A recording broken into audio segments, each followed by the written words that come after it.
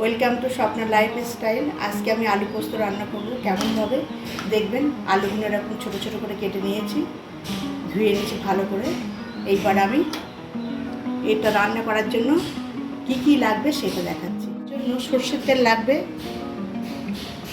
আর লাগবে 5 ফোড়ন, হলুদ, আলু পোস্ত আর লঙ্কা বাটা, মানে সেটা শিলনোড়ায় বাটা, সেটা যেন মিক্সিতে না হয়, শিলনোড়া ঠিক এইবার খিচ রেখে বাটতে হবে, যেন পোস্তটা চেয়ে থাকে আলুর ওপরে। এরকমভাবে বাটবেন, এমনিভাবে বাটবেন আলু পোস্তটা। এরকমভাবে খিচ রেখে পোস্ত আর কাঁচা লঙ্কা বেটে নেব। আচ্ছা, চিনি দেব, লবণ দেব, আর দেবো কাশ্মীরি রেড চিলি পাউডার। এবার চলুন আমি রান্নাটা শুরু করি।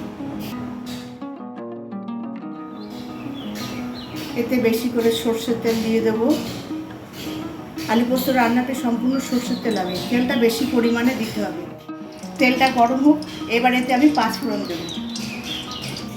তেলটা গরম হয়ে গেছে, এবার এতে পরিমাণ মতন 5 ফোড়ন দেবো।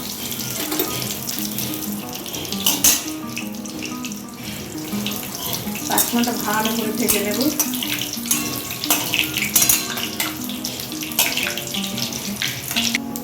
পাঁচফোড়নটা ভালো ভাজা হয়ে গেছে, এবার এতে আমি আলুগুলো ছেড়ে দেবো।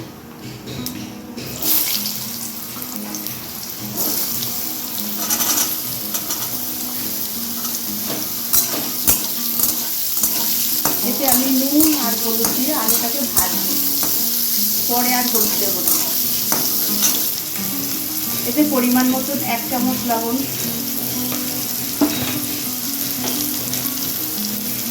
হলুদটাই প্রথমেই দিয়ে দিলাম, এরপরে আর দেবো না, আলুর সঙ্গে ভেজে দেবো। এবার এই আলুটাকে নুন হলুদকে খুব ভালো করে ভাজবো।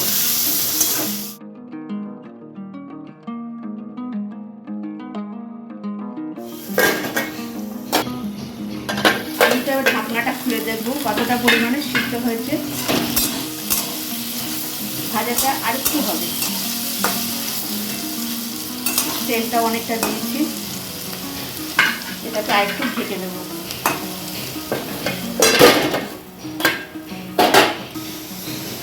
আলুটা ভাজা হয়ে গেছে, এই যে আলুটা লাল লাল করে প্রায় হাফ সেদ্ধ হয়ে গেছে।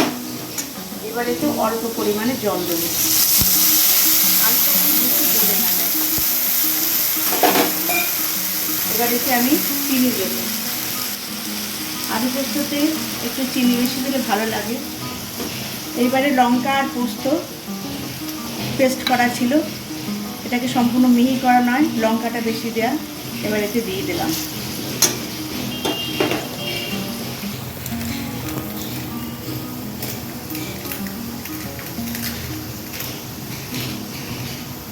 কালারটা ভালো আসার জন্য একটু রেড চিলি পাউডার দিয়ে দিচ্ছি।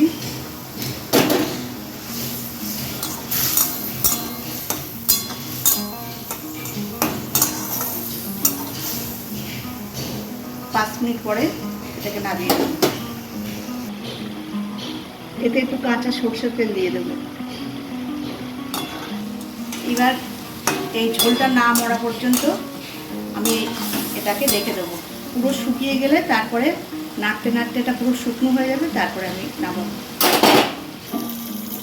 ঝোলটা শুকিয়ে গেছে সম্পূর্ণ, আলুটাও ভালো সিদ্ধ হয়ে গেছে।